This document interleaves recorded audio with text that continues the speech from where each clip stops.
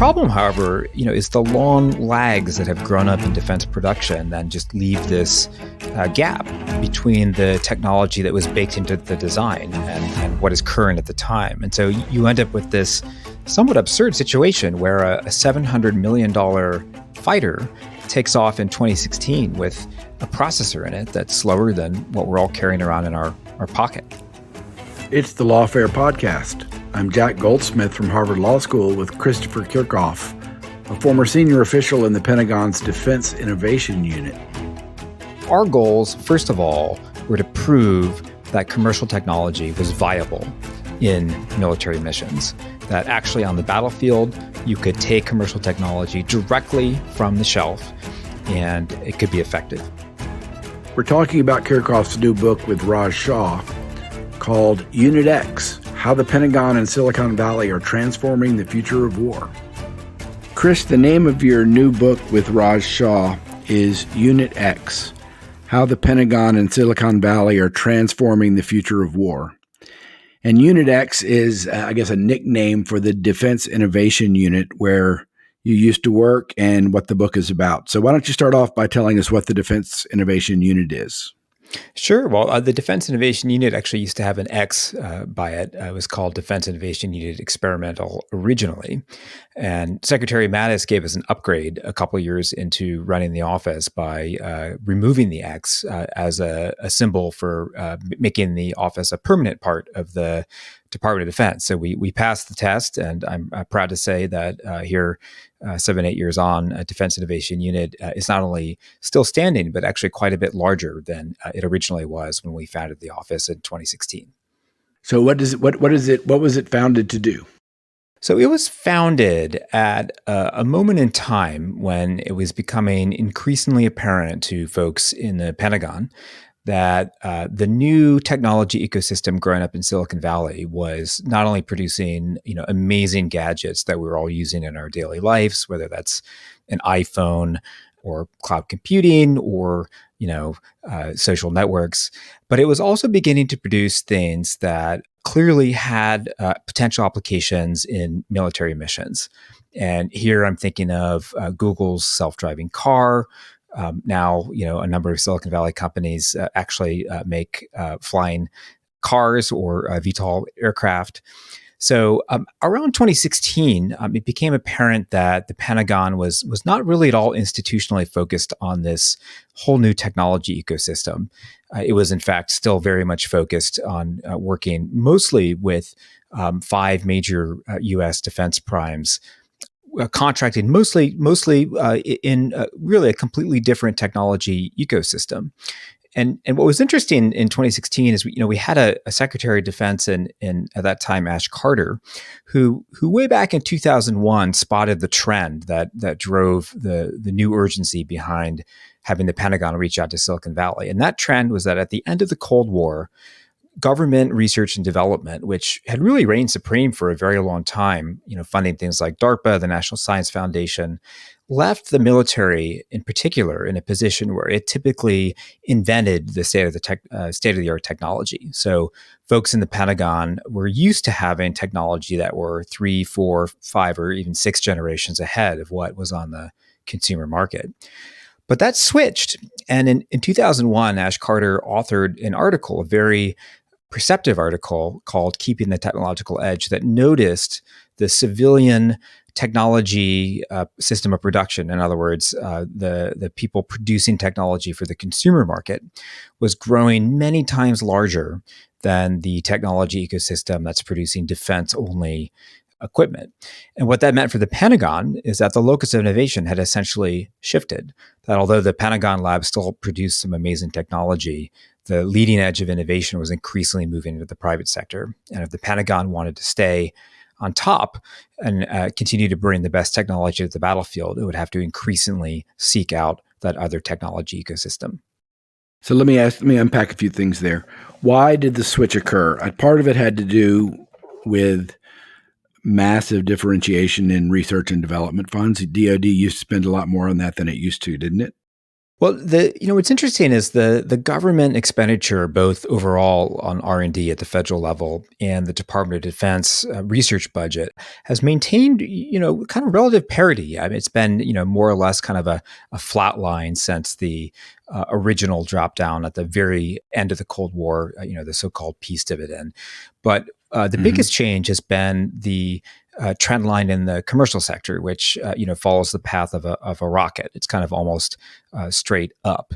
And by the time you get to 2016, when Raj Shah, my co-author of Unit X, and I arrived at Defense Innovation Unit X, there was this extraordinary situation where the five major tech companies, Amazon, Apple, Microsoft, Google, and Facebook, themselves each had a market capitalization that was larger than the entire US defense industry combined. And more than that, Apple at the time in 2016 actually had enough cash on hand that, had Tim Cook wanted to, he could have actually just bought outright every major US defense contractor. So that gives you a sense of just how much bigger that other technology ecosystem that the Pentagon is not really accessing, did not really have the means to access, had grown in the intervening years. And that was the technology ecosystem that Defense Innovation Unit was purpose-built to access. And explain to us why the five primes, the five big defense contractors, weren't in a position to supply what you think the kind of the commercial sector, as you're describing it, it was able to do. Yeah, I mean, it's a fascinating bit of political and economic history, how we ended up with these two completely different systems of production in the United States. And we typify this actually with the cover image of Unit X, which depicts an F-35 fighter and an iPhone, and those two technologies are illustrative of the two different ecosystems. And the F-35, to give you a sense of why that ecosystem is so different than the consumer ecosystem, is in many respects a technological marvel. It's a fifth generation stealth fighter. It has a suite of sensors that is extraordinary. It has armaments that those sensors are linked to. It's nicknamed in the Air Force the flying computer for the sensor fusion it does. And impressive as all that is, the design for the F-35 was finalized. It was essentially frozen in 2001, which is the year that the Pentagon issued a production contract for the F-35 to Lockheed Martin. And the F-35 didn't actually become fully operational until 2016. So 15 years elapsed between the design freeze and when the F-35 started rolling down the runway. And of course, in 15 years, the state-of-the-art technology literally flew past the F-35. And not only was the design frozen in 2001, but the way that most complex defense programs are run is through a series of what are called requirements. So these are specifications that are worked out in advance that are in the moment meant to be the list of capabilities that military planners most believe must be in a new weapon system. The problem, however, is the long lags that have grown up in defense production and just leave this gap between the technology that was baked into the design and what is current at the time. And so you end up with this somewhat absurd situation where a $700 million fighter takes off in 2016 with a processor in it that's slower than what we're all carrying around in our pocket. Okay, and there's a couple of more background points that I want to get out before we get to what the Defense Innovation Unit set out to do. What you just said touches on something that I've been trying to understand for a long time, and that is the reasons for the slowness and delay and kind of crustiness of the traditional defense procurement process. Can you just say a few more words about why those companies weren't able to produce these massive military projects, in this context, a fighter jet, just say more about why it took so long to get the thing built and why they weren't able to incorporate, cutting edge technology in the building of it. That seems, to many people, that will be surprising. It's a striking fact, and it comes from a history that is understandable in the sense that when you're looking at building a fifth generation stealth fighter. This is a scale that really only a couple companies in the world, even, one, two, three, maybe four have. And so you're not operating in a kind of classic free market. You're in a situation where you have just a couple sellers and one buyer, a sort of monopsony situation, as economists would call it, in which ordinary laws of supply and demand don't necessarily apply. And so in order to protect the interest of the American taxpayer, the Pentagon over the years has created a very elaborate system to manage cost, schedule, and capabilities of large defense projects. And this is important because when you don't have supply and demand in a free market, it's possible, as we've seen in many examples, for the taxpayer to be overcharged, for there not to be strong incentives for programs to keep costs down. So there's, as a result, this whole institution of systems that governs not only how production occurs, not only the system of requirements that is generated that a contractor must meet with their design, but also actually deeper than that, a system of accounting and auditing that is very bespoke, that is specific to the Department of Defense, that is spelled out in defense audit guidelines. And the Department of Defense actually employs something like 3,500 or maybe even more auditors. We have the numbers in the book, who work from offices around the world to ensure a very high degree of compliance in all these systems that are being built. And this, is good in the sense that it does protect the taxpayer's interest, but it also creates even more friction in terms of actually just building technology. And more than that, in terms of the other technology ecosystem that's grown up to service consumers in the consumer market, it creates a giant barrier to entry. Because if you're a startup and you're looking to sell the $25 trillion consumer market, so your business plan tells your investors, that's how large of a market I'm going after. The defense market is, first of all, pretty small. It's kind of, a few $100 billion at the end of the day. And if you're going to go after that, and then someone says, well, you can do that, but you have to set up a whole different system of accounting that's not, commercial standard, that's going to cost a lot of money. You have to, have two sets of books. And at any time you can get audited. And oh, by the way, you might even have to hire lobbyists as well to be competitive going after contracts in the system. That's how these two systems of production came to diverge and came to be very different.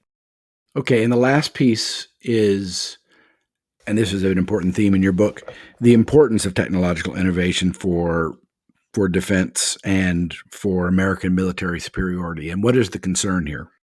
Well, I think the concern, and this is something that people at Defense Innovation Unit have studied for a very long time now, since DIU was stood up, but is now really becoming visible to anyone kind of even casually watching the news. I mean, you just look at Ukraine and what's happening in Ukraine, and just to give you a data point from last month, that's really quite extraordinary. The United States gave the Ukrainian military 31 of our most advanced battle tanks, the M1A1 Abrams tank, which is an extraordinary piece of machinery. This is the tank that, won the first Gulf War. And recently, the Ukrainians, at our request, evacuated all 31 of the M1A1's tanks from the front line because a quarter of them had been killed by Russian kamikaze drones. In other words, really inexpensive drones were taking out the world's most advanced battle tank, not only our most advanced battle tank, but the most advanced battle tank that our allies have in their stocks, in their armaments as well. So that tells you that technology is moving fast enough to, at least in this particular tactical context, overwhelm a core legacy weapon system that is a cornerstone of our armed forces, and that is no longer effective in battle. So it could be that we are nearing the end of a century of mechanized warfare, and if that's the case of manned mechanized warfare, then we have a real problem, because we've made a tremendous investment in the equipment that you need and the manning you need to wage manned mechanized warfare.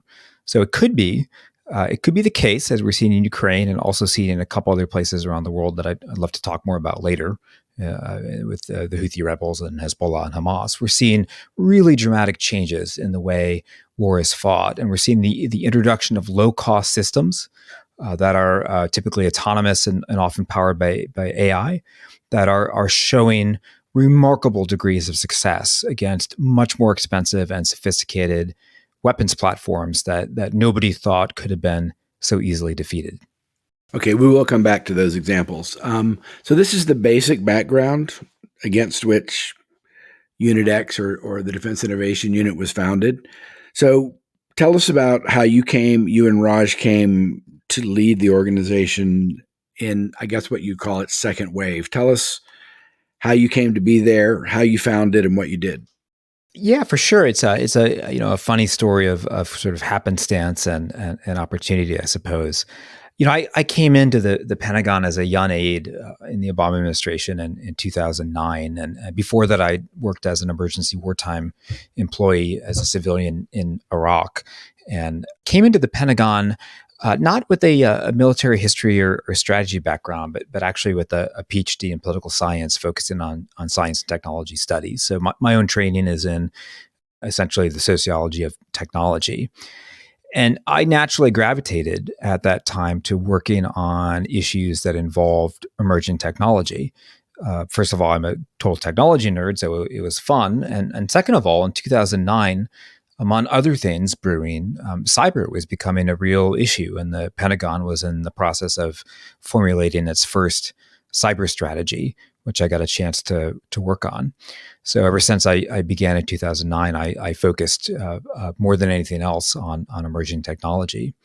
And similarly, Raj Shah, after his initial service in the Air Force, flying F-16s in Iraq and Afghanistan, joined the National Guard and then became himself an entrepreneur, and founded a series of startups, including a very successful cybersecurity startup that he later sold to Palo Alto Networks. And we were both of the view that there was this whole wave of new technology growing up in Silicon Valley. And just like Ash Carter's 2001 paper pointed out, unless the military became, in Ash's words, a fast follower of that technology, an institution able to quickly adopt it and put it to work, that the military would be in danger of falling further and further behind. And so Raj and I got to know each other, and also got to know Secretary Carter through different ways. And he had the great thought of pairing us together. Because we had complementary skill sets. I had worked policy jobs in the Pentagon and had a lot of relationships in Washington, whereas Raj really knew Silicon Valley and the players. And I couldn't read a balance sheet to save my life, but Raj sure could. So the two of us got tapped with this extraordinary opportunity to, with a team of people, get Defense Innovation Unit, which had been started about 6 months or 8 months perhaps before we took over its leadership, to the next level of capability. Because it turned out in that office's first incarnation, it was missing a few essential tools that it really needed to succeed. And seeing that it was struggling, Ash Carter made the quite unique decision in Washington to revamp it in a major way and to be very public and open about failures that he was going to be addressing with new strengths. But what exactly was DIU? I mean, we still haven't really gotten out what exactly it was supposed to do that was different from what had come before. I mean, you've talked around it a little bit, but just say exactly what its role was. The mission of Defense Innovation Unit was to purchase hardware and software from startups and tech companies in Silicon Valley that do not sell to the military, and to deploy it in military missions.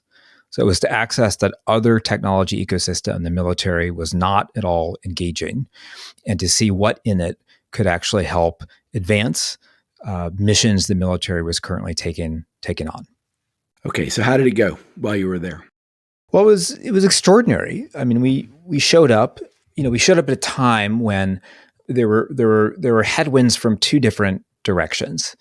The first set of headwinds was actually from the aftermath of the Edward Snowden disclosures, which really put a bad taste, understandably so, in the mouths of many people in Silicon Valley after Snowden disclosed that the United States government had tapped, among other things, the interconnects of many of the major internet service providers and technology companies for the purposes of foreign intelligence surveillance. Because that act, essentially made the tech companies to many of their customers, and particularly to their customers from abroad, look like they were extensions of the American intelligence system. And many companies lost business over it. And it was certainly a surprise to a lot of engineers that their communications were being entirely vacuumed up by the NSA. So, because of that, when Secretary Carter first flew to Silicon Valley to announce Defense Innovation Unit and his push into Silicon Valley as the first secretary to go to Silicon Valley in over 20 years, he was not allowed on Google's campus. He ended up having to give the speech he gave at Stanford University, which had become a kind of neutral ground. So that was headwind number one. Headwind number two came from Sand Hill Road. It came from the venture capital firms who fund the startups whose technology we were asked by Secretary Carter to access. And in general, in 2016, the view on Sand Hill Road, and again, not unfairly, is that the Department of Defense is an awful customer for startups. Why? Well, most large contracts led under the federal acquisition rules take 18 to 24 months from beginning to end. And if you're a startup, you can't wait that long to close a deal. You have to show your investors profit before you're going to get additional rounds of funding to keep your company alive and to keep growing your products. And then even if you got lucky and you won a FAR contract, it's not at all clear that you would automatically win the larger follow-on production contract that typically takes place. It could be that you're outmaneuvered by a firm that knows how to work the system better. It could be that somebody else from a larger company, a more capable company, swoops in. So for that reason, the general vibe on Sand Hill Road was that if you want to work with the government, we're just going to withdraw our support from you. We simply won't support you. So we had two urgent missions or urgent jobs to do right off the bat. The first was to convince investors and founders of startups that the Department of Defense could actually be a good customer on their terms, not on the Department of Defense's ordinary acquisition terms. And then the second one was ideological. It was convincing engineers that have a deep aversion at times to the U.S. military and to the hard power of the U.S. military, that working with the military can be done in ethical and moral ways and actually advances values that are important to all of us. Okay, so how did you overcome those? There's a third headwind I want to come back to, and that is there's a third headwind, and that is the pushback from the defense bureaucracy, but we'll come to that. Oh, yeah, that was less a headwind than a series of stiletto stabs in the back. Yeah, right, which I think have persisted for a long time, but we'll get to those. Let's just talk about the Silicon Valley side. So you talk in the book about how someone in your team reading deep into the National Defense Authorization Act found some authority that who knows where it came from to basically, fast track the acquisition process. So that was one part of the strategy, right? It's an extraordinary story of what one individual alone can do, to an extremely large institution to completely change how it thinks and acts. And the story comes down to Lauren Daly, a lovely colleague of ours who, when we first met her on our first days on the job, was 29 years old. She's from an Army family. Her dad was a tank commander, and her way of serving was to become a civilian in the Pentagon and to become an acquisitions expert. And she was the first full-time acquisition professional to wind up at Defense Innovation Unit shortly after it was founded. And because Lauren is a complete acquisition nerd, she was up late at night reading through the dictionary-sized National Defense Authorization Act and looking for new authorities that Congress had granted the department on acquisition. And she had this light bulb moment reading one particular sentence in Section 815, which gave a new set of permissions to the department, in a different kind of contracting called OTA, or Other Transactions Authority, that had been around actually since the early space program. NASA used it to contract with mom and pop suppliers during the Apollo era. But what this new provision in the NDA allowed the department to do is to take an OTA contract, which you can let in just a matter of days and has really a lot less of the obligations and strictures of a FAR-based contract. It allowed the department to take a pilot that was successful in its first OTA contract and immediately move it to selling at the production level. So in other words, you could take a drone, you could prove one drone was successful, and then you could sell 10,000 the next day to the Army without having to renegotiate the contract.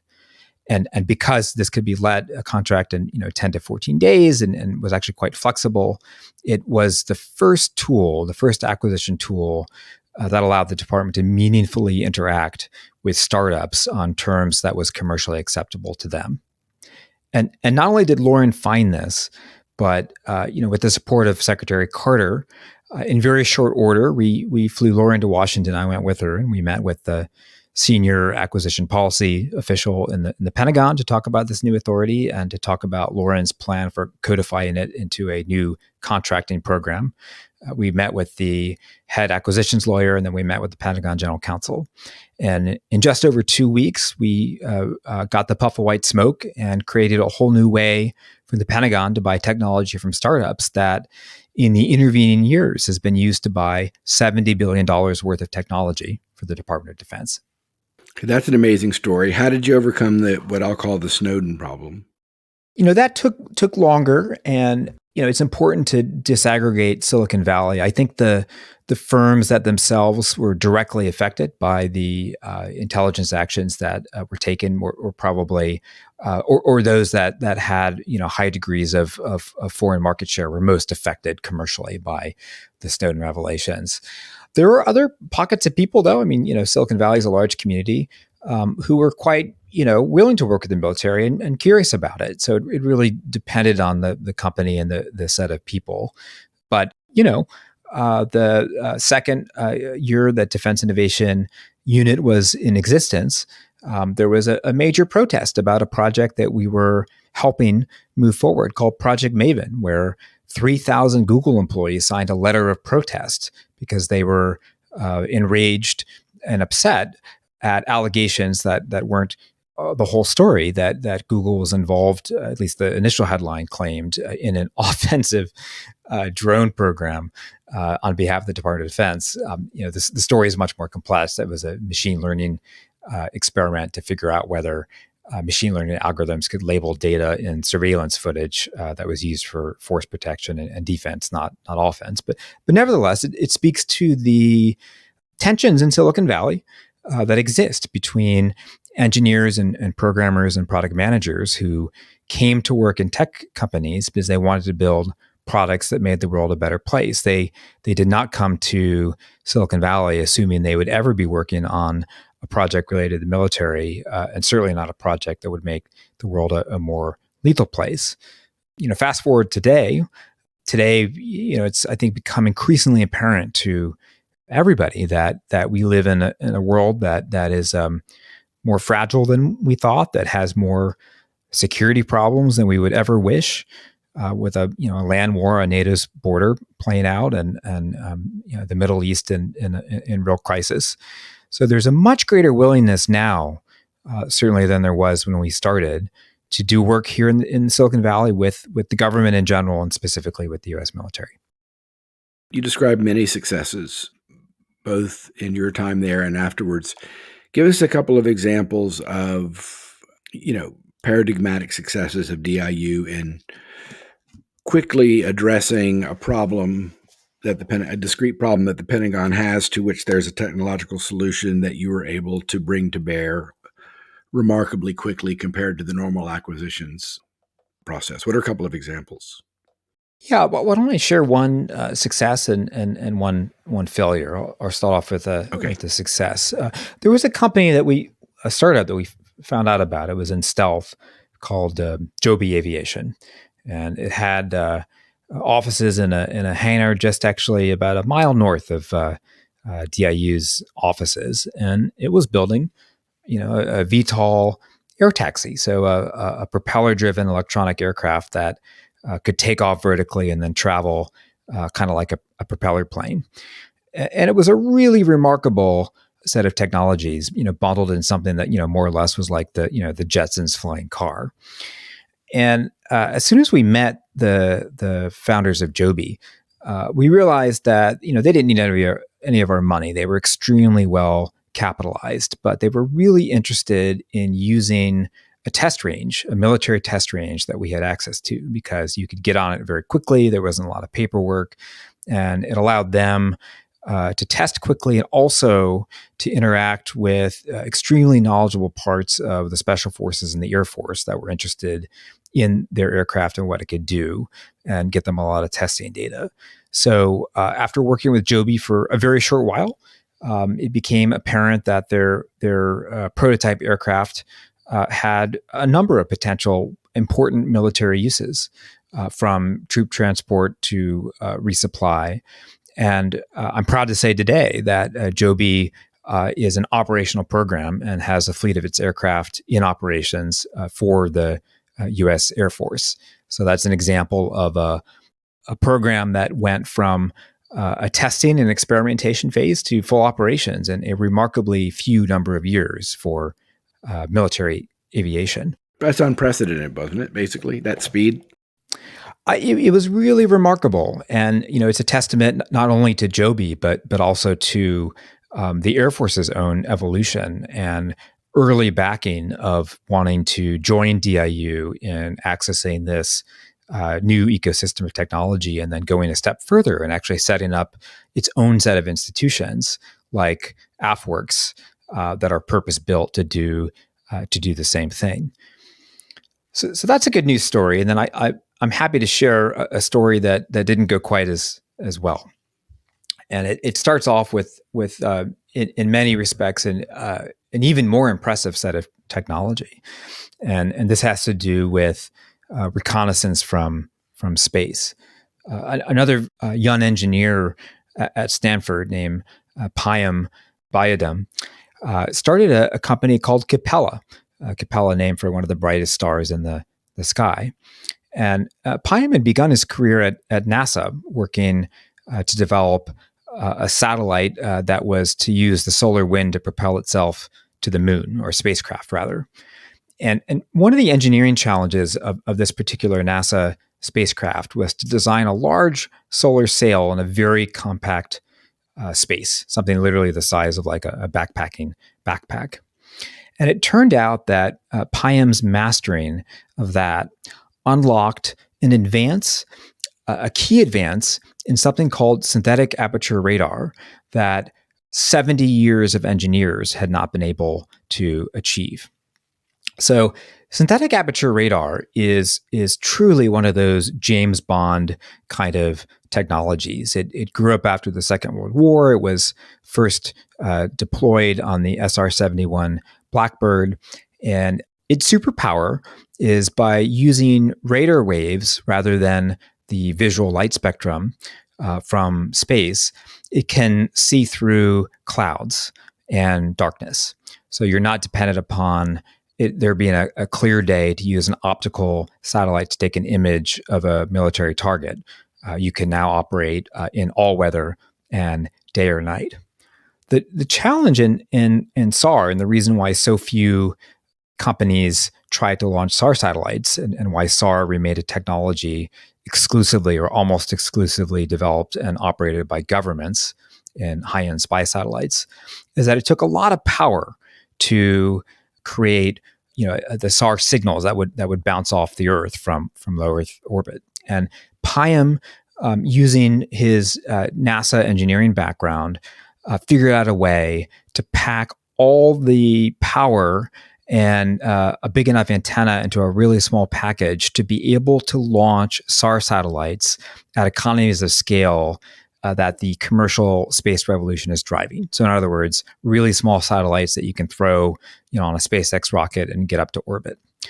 And so we met Payam at a time during the mid 2010s when North Korea was approaching a really scary point of its own nuclear missile program development, where it had figured out how to build fairly reliable intercontinental ballistic missiles, and the range of those missiles was increasing. But worse than that, for those that live in the United States, and particularly those who live in cities in the West Coast, the North Koreans were beginning to develop these missiles in quantity. And the great fear was that our remarkably effective missile defense program could potentially be overwhelmed if North Korea was to launch many missiles at a time. And if that, was going to be the tactical situation, then the only way to reliably defend the United States from nuclear attack from North Korea would be to take those missiles out, in Pentagon parlance, left of launch. And the way to do that is to have massive SAR satellite coverage of North Korea, so you can watch every inch of that country and understand exactly where those missiles are and where you would need to target them if you had to target them. You should quickly explain what I understand, but so that make sure everybody understands what you mean by left of launch. So left of launch means you need to hit and destroy an intercontinental ballistic missile before it takes off, before it is launched. Right. Is once it's launched, your only effective defense is going to be a missile interceptor. And we have only so many of those. And so you have to hit the missile on the ground, which is an extremely hard military problem when your adversary, North Korea, is extremely good at hiding its missiles across multiple places, multiple storage depots, and multiple launch sites in the nation. So you now have a needle in the haystack problem from an intelligence perspective that you have to get on top of. Okay. And so what was the failure? So the failure was, we knew that this was one of the great unsolved problems in national security. It was sort of a top 5 problem that the president and the White House and the Secretary of Defense wanted to try and solve if we could develop the right technological solution. And in meeting Payam and evaluating his technology, we realized that if we were able to deploy just a few of his satellites in the right orbit, we could really close the surveillance gap on North Korea. So we took this idea to the Pentagon. The vice chairman and the Secretary of Defense got initially very excited about it, and they directed that $50 million be appropriated, given to Defense Innovation Unit X to make this so. And we tell this story in chapter 4 of the book. And chapter 4 tells the full story, but the short version is that the money never arrived. And it never arrived for a set of very complicated political and institutional reasons, the largest of which was that at the time, DIU was pushing forward this alternative approach to SAR surveillance. Another major defense contractor with a spy satellite program in some crisis, a spy satellite program that was years behind schedule and billions of dollars over budget, was up for reapproval on Capitol Hill. And an extraordinary decision was taken to hold back Capella's technology because of the worry that if it were to advance, that it would unsettle the support for the other program on the Hill.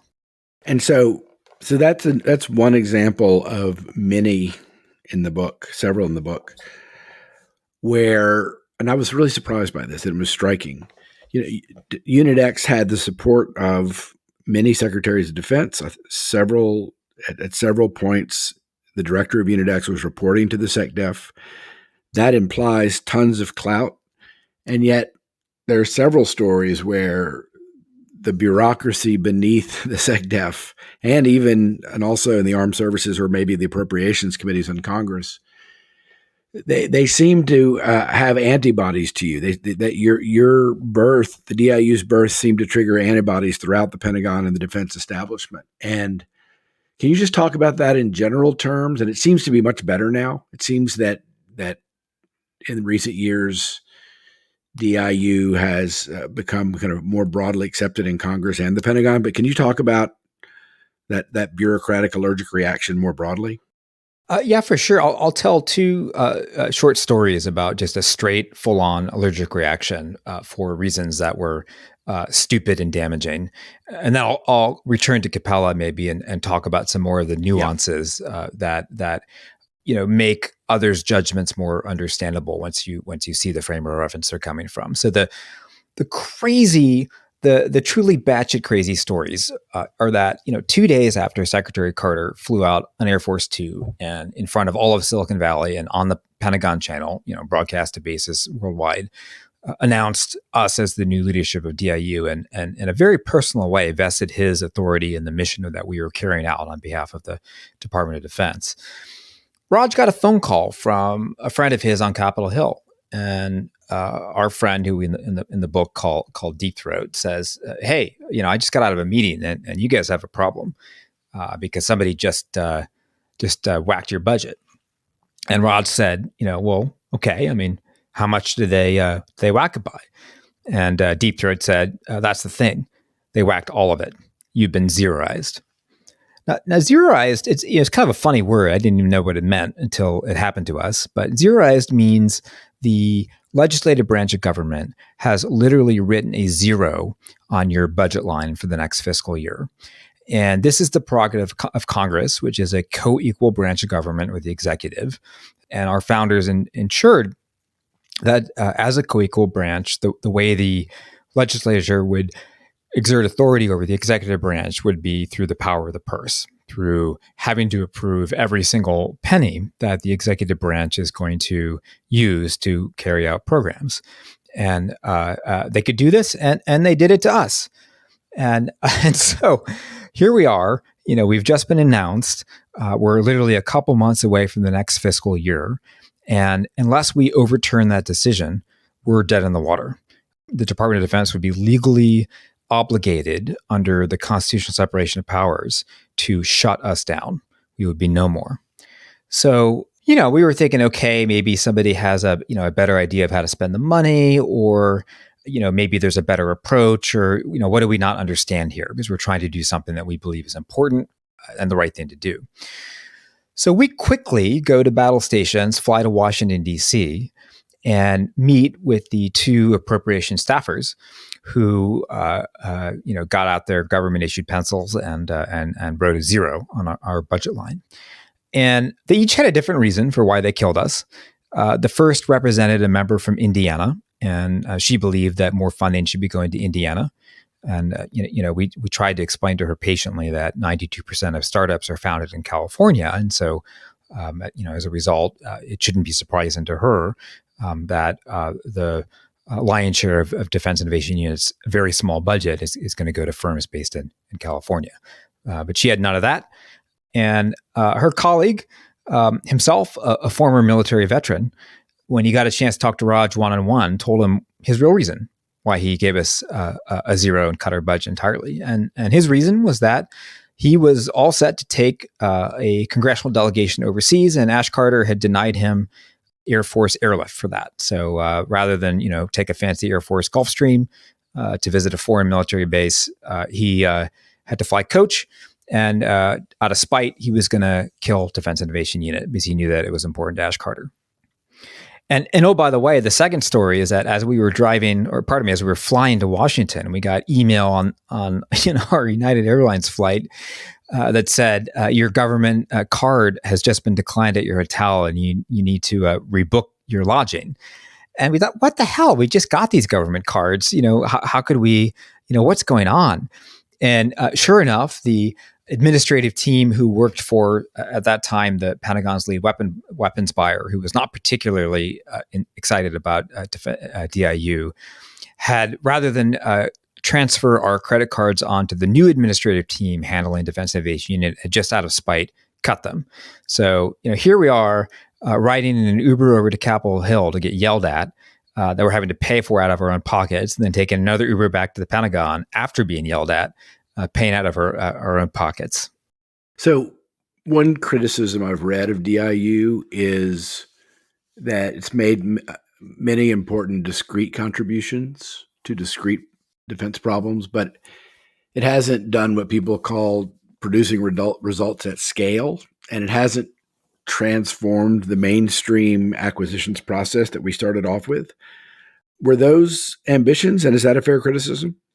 Well, I think it's a fair criticism in the sense that still to this day, even 3 years now into the Ukraine war, the overwhelming percentage of the Department of Defense budget goes to legacy weapons programs that are built in the original technology ecosystem, of the military industrial complex, and only a very small amount actually flows to the new defense economy that is typified by companies like Anduril and SpaceX and Shield AI.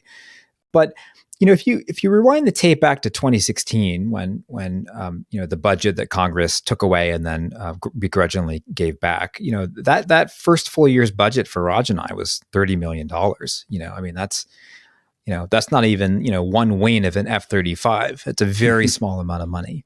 So when we started out, we had a couple goals that were more modest than revolutionizing the entire Department of Defense. Our goals, first of all, were to prove that commercial technology was viable in military missions, that actually on the battlefield, you could take commercial technology directly from the shelf and it could be effective.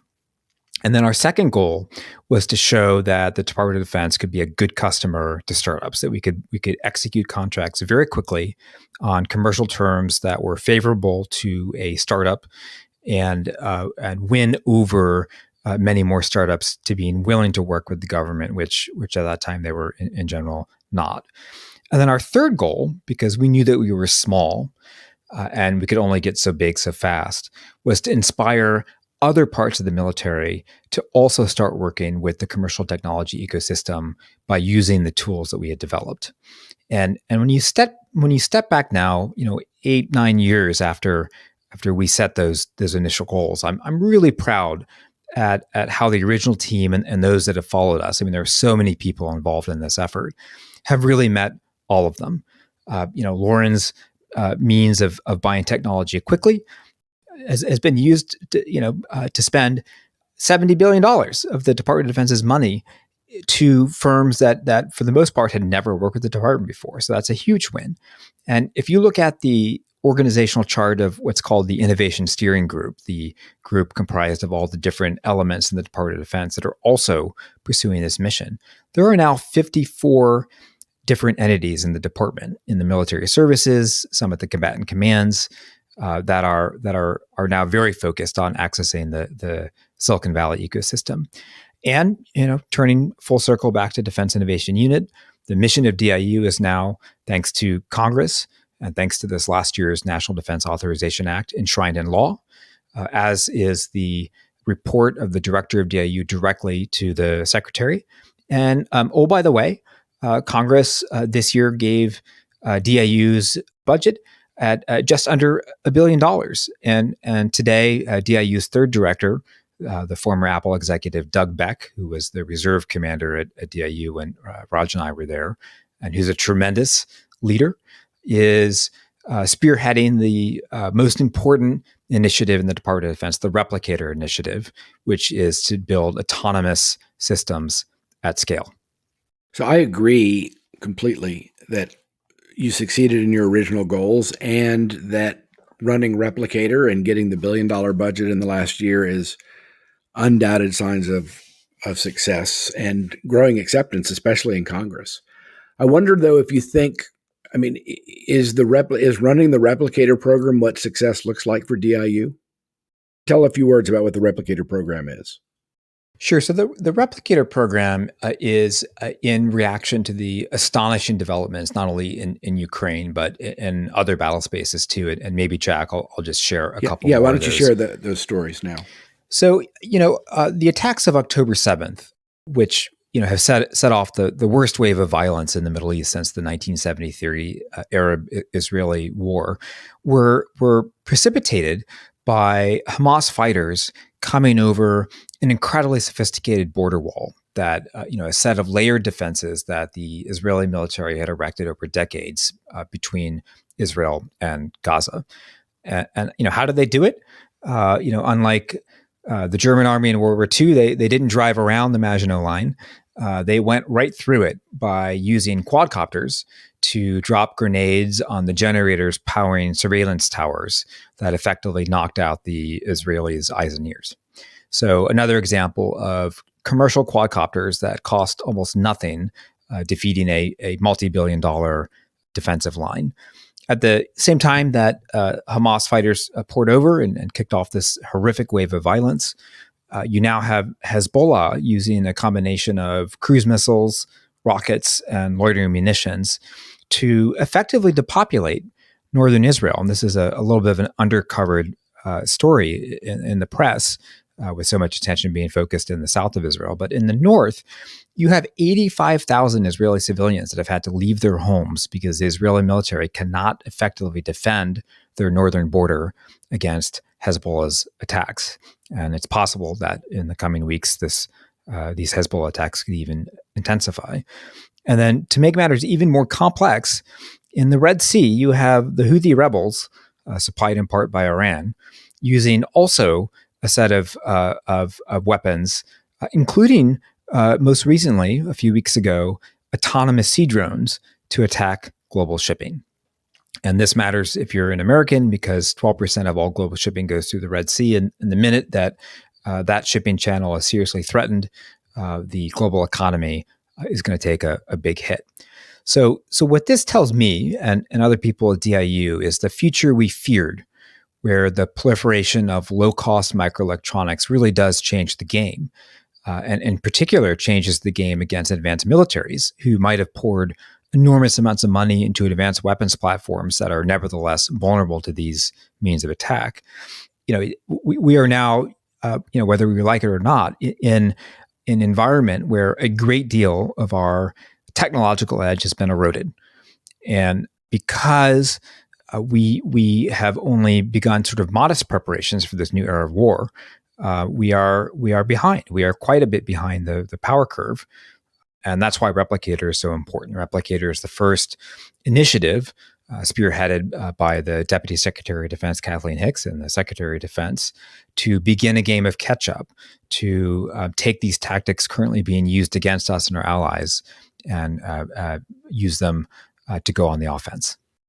But just scoping out more broadly, though, so that's one program, that's one discrete and important program. But just looking at, we started off by talking about the DoD procurement and acquisitions process and whether it was up to the task of keeping the United States at the cutting edge of technology to maintain superiority over adversaries. And in light of the examples you just gave, where are we on that? Probably not in a very good position, are we? I think we have a long way to go, but there are some new developments that are really exciting.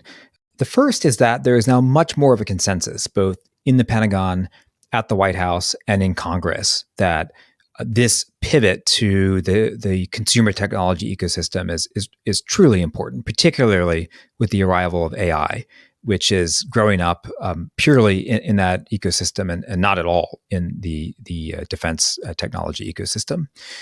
The second thing that's happened is thanks to the great work of DIU and those other innovation entities and the $70 billion that's gone out the door since 2016, there is now a great willingness of venture funds to back startups that are looking to target from the beginning the defense market.